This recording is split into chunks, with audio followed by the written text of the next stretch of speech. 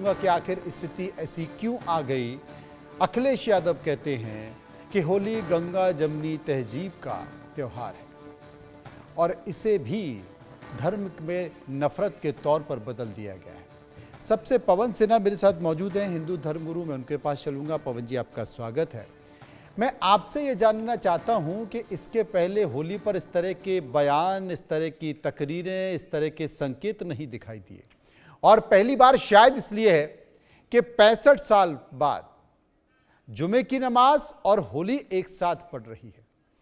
कितना अच्छा होता कि एक बेहतर संकेत जाता, कितना अच्छा होता कि गंगा जमनी तहजीब की बात मंच पर करने वाले राजनेता अगर हकीकत में सड़कों पर और मंचों पर वो संकेत देते तो शायद इस देश की जो पहचान है उसमें और 4 चांद लग जाते।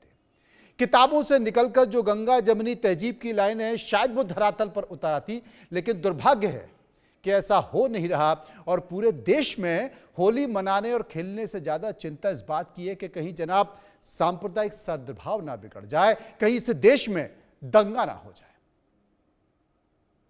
देखिए, पहले भी कई त्योहार ऐसे हुए हैं जब उधर जुमा है या उधर ईद है और यहाँ होली अथवा दीपावली है, लेकिन तब इतनी परेशानियां नहीं होती थी।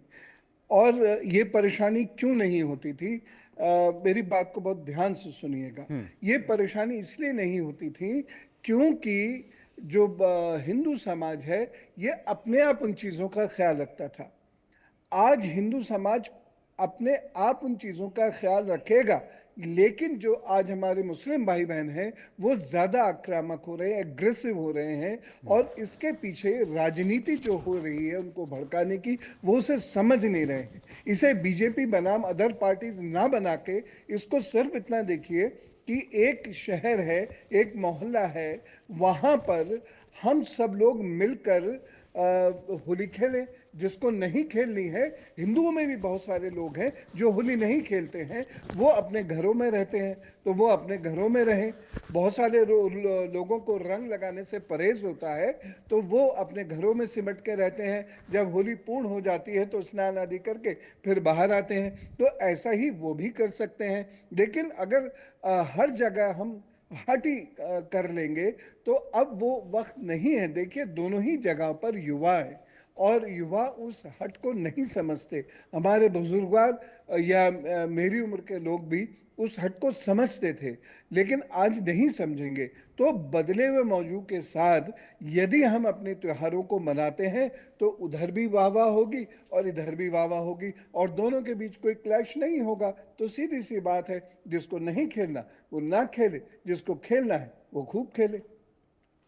डॉक्टर हिमांशु मेरे साथ मौजूद हैं, बीजेपी के प्रवक्ता। मैं उनसे पूछने की कोशिश करूंगा। हिमांशु जी, सबसे बड़ी बात है कि ये अल्पसंख्यक और बहुसंख्यक के बीच में जो दरार है, ये तमाम रंग, जीवन के वो रंग शायद ये जीवन को एक खुशी भी देते हैं, एक पहचान भी देते हैं।